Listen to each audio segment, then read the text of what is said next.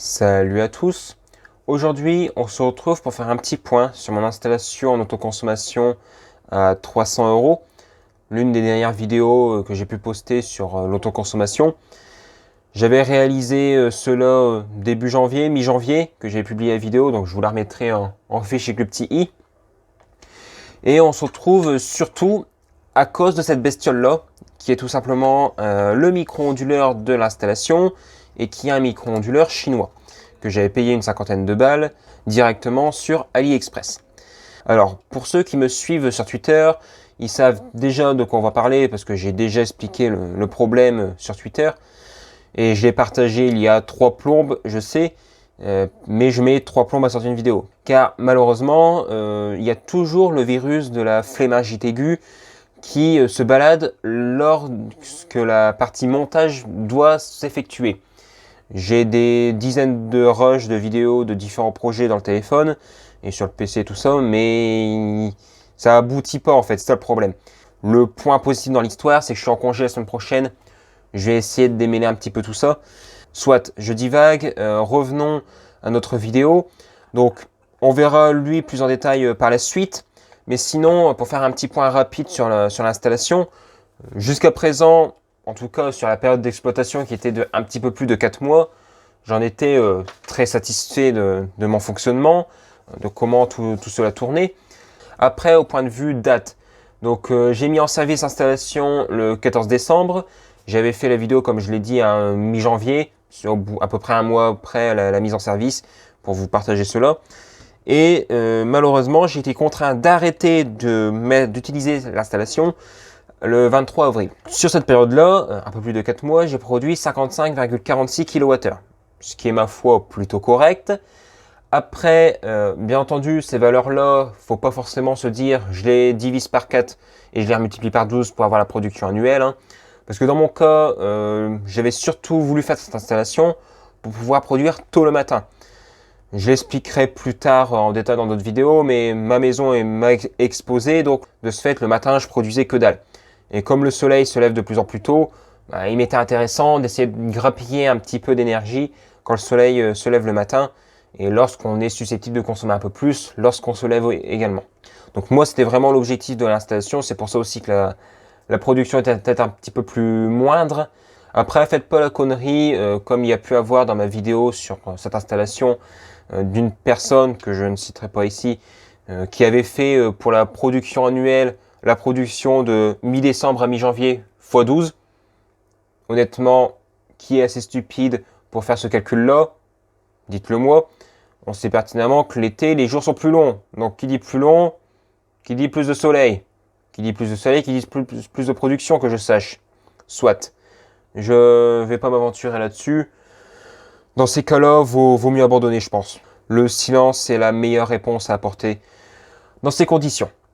Maintenant que le petit point production, bilan de l'installation a été fait, je vous propose une petite reconstitution de ce qui s'est passé le jour du drame en quelque sorte. Je vous donne donc rendez-vous sur les lieux du crime.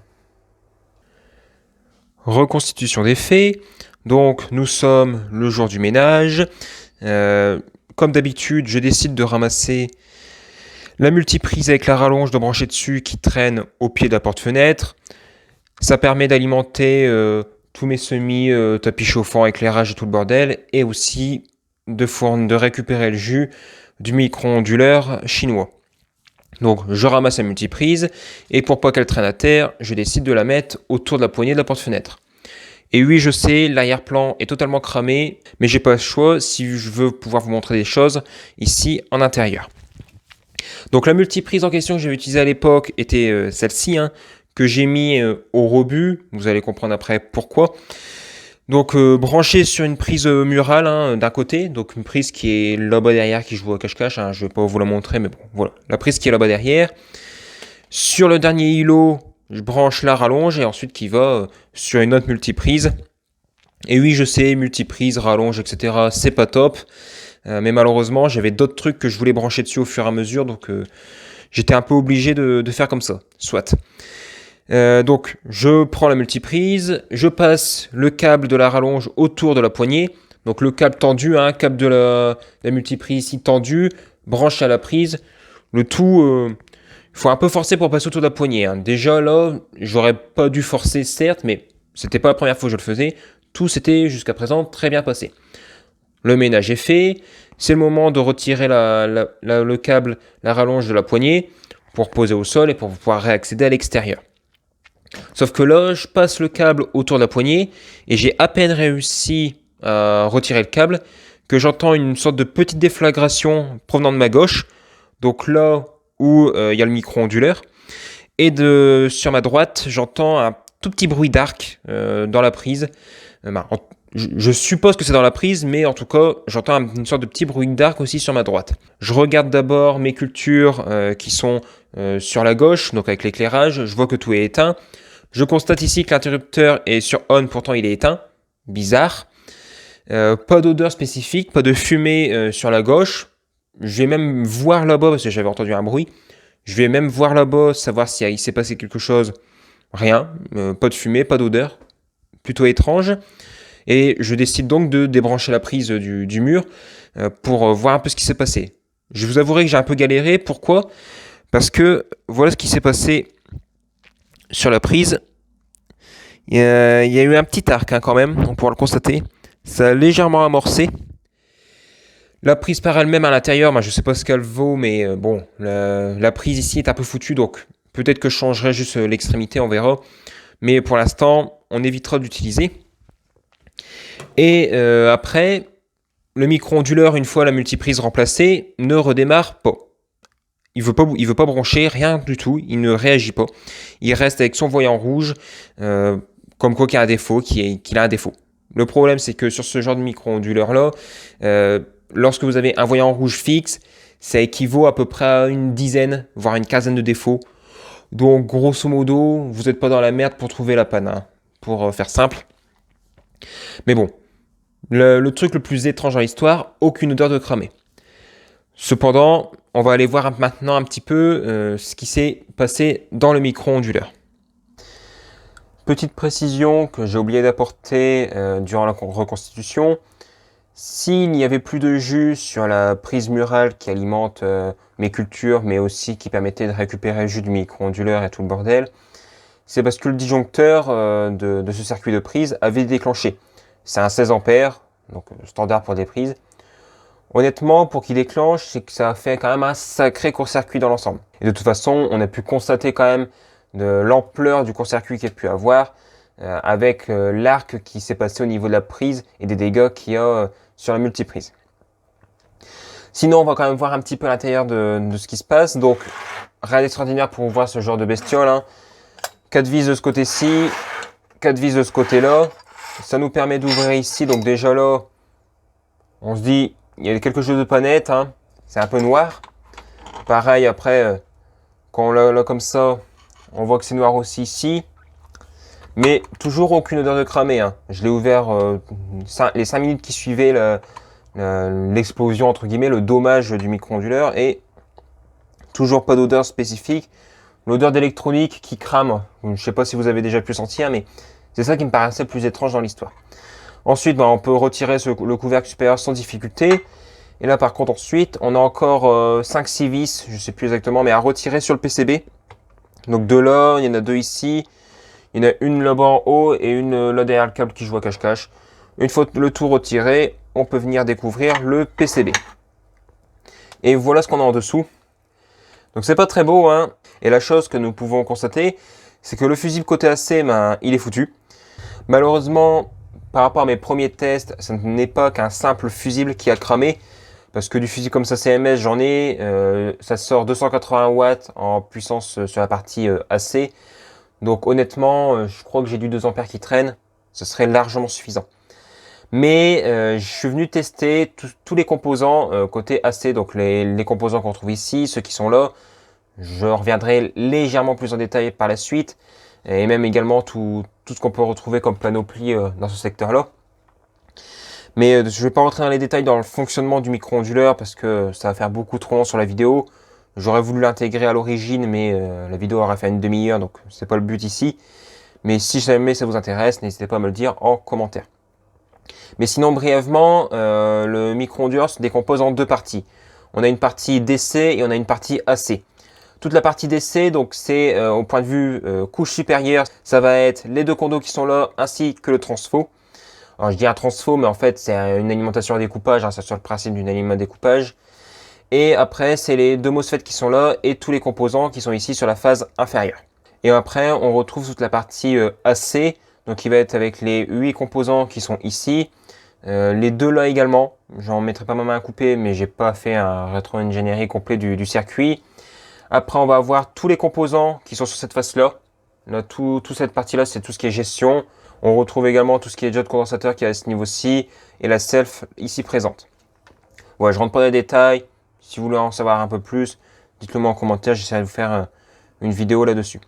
Sinon, pour revenir à mon test des différents composants, des 8 composants qu'on retrouve là. Alors, avec la sérigraphie, on devine un petit peu ce qu'on va retrouver. Mais ici, là, on voit des 18, des 4, des 7, des 19, avec la mise au point c'est mieux, voilà. Ça c'est des diodes, hein, de toute manière avec leur référence, on trouve aucun datasheet, mais je suis tombé sur internet, sur un forum photovoltaïque, je vous mettrai de toute façon un extrait de la discussion qui nous intéresse ici, avec visiblement une personne qui a ce genre de micro-onduleur, et avec cette référence de diode, sauf que lui aussi tombe sur aucun datasheet.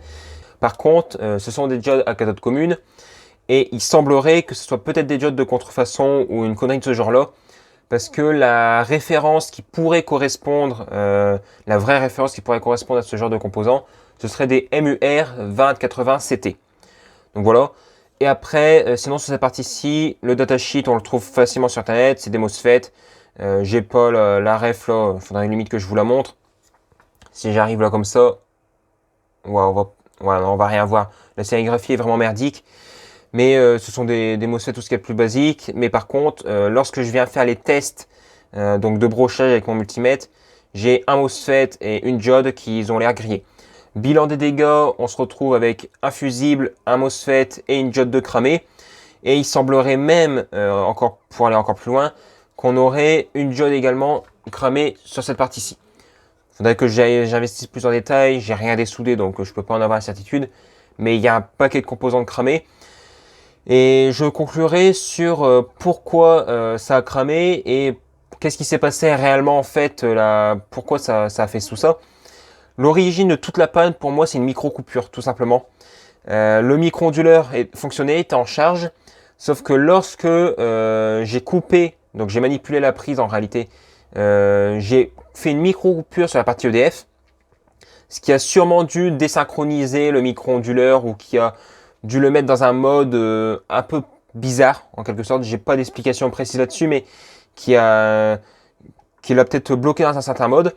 Et quand je lui ai revenu, mais très rapidement après, le principe d'une micro-coupure, hein, c'est quelques millisecondes, l'EDF est revenu sur l'arrivée et ça a tout de suite fait flasher. Ça a fait un court-circuit en fait entre diode et MOSFET, pour moi tout simplement.